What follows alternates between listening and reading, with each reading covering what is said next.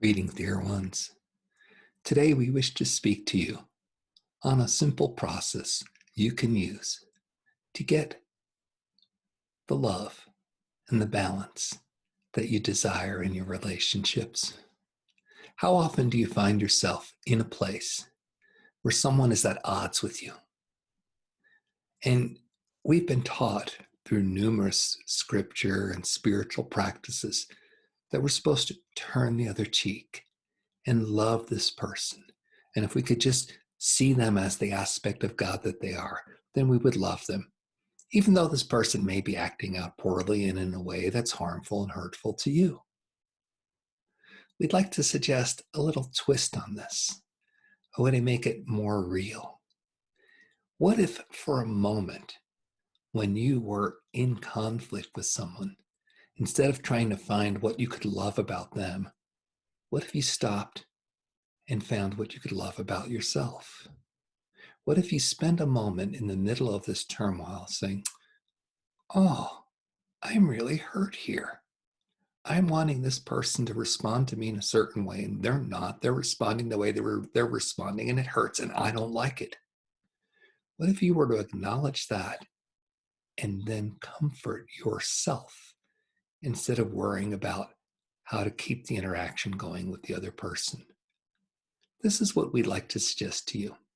If you could take a moment when you're in a place of where your heads are butting, you can take a moment to say, wow, this hurts on me, and I really want to get loved here.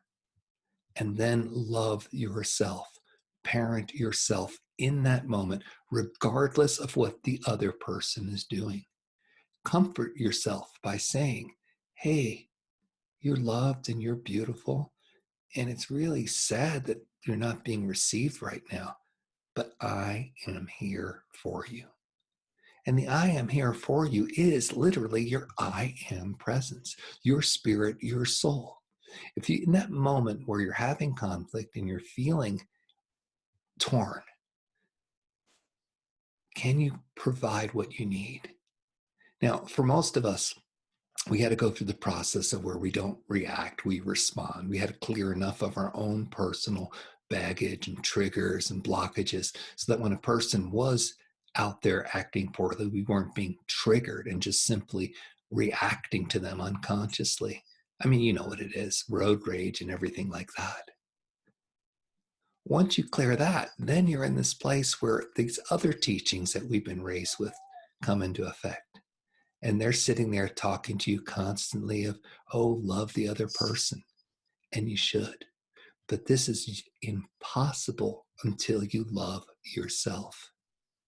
And so this is why we're speaking that if you can get to the place where you realize that you're in conflict and it doesn't feel good, can you pull back and just nurture yourself, letting your own spirit, your own soul come to you and hold you like the precious child of God you are.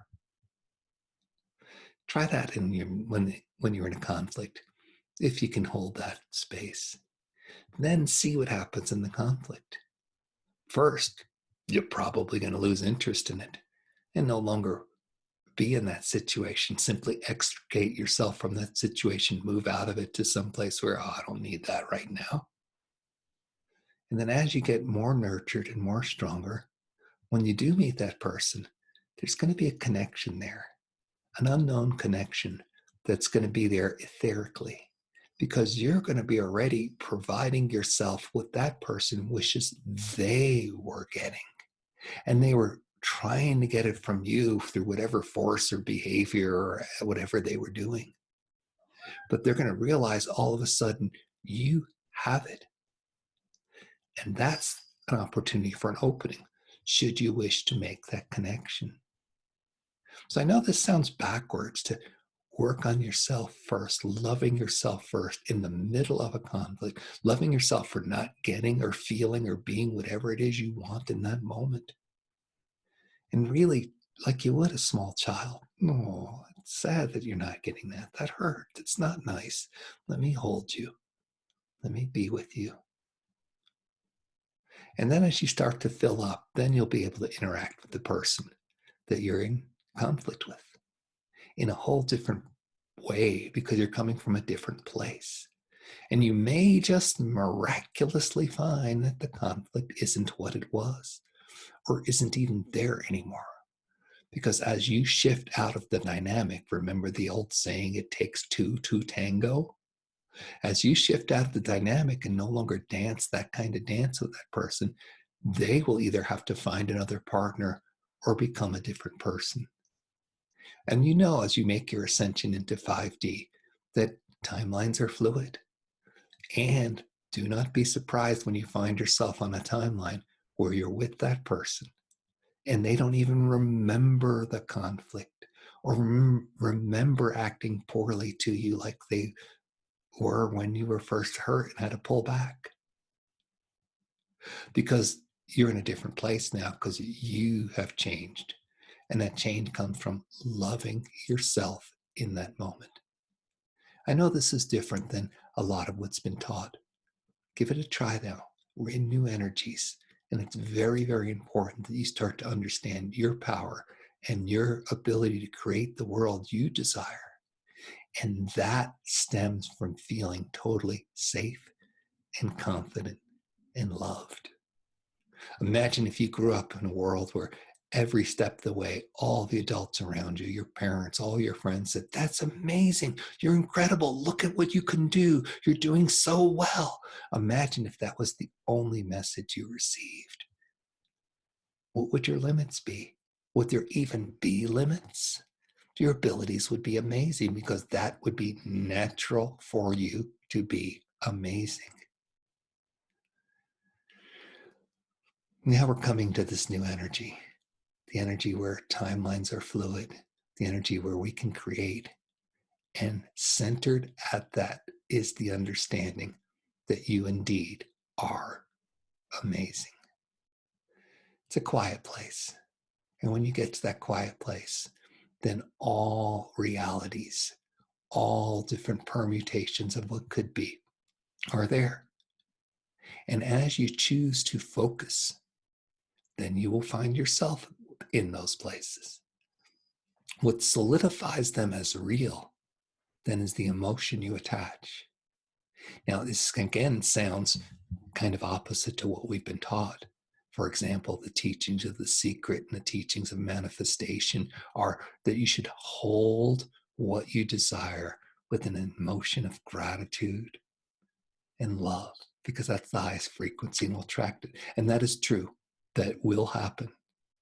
But what we are saying is when you get to a place where you can see all of the possibilities of realities, not just this reality, but all the possibility of realities, when you're in the place of no time, no space, no thing, no one, or oneness, because you're all of that, that's a dispassionate place. Now, we're not saying you should lose your passion and just go there. No, no, no, no, no. But that is the entryway, the doorway you pass through to get to infinite reality. And then what you choose to focus on, you supply the emotion to.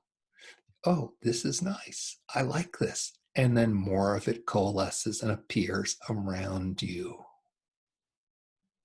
You know, a lot of what we've been taught is we have to work hard and we have to fight the good fight, and you have to be a justice warrior or an eco warrior or a warrior, right? Freedom, patriotism, all that stuff. It's all designed on conflict. And it's that conflict that keeps us here. Because the negative emotions, although they're not as powerful for attraction, they are just as powerful for cementing a reality in place.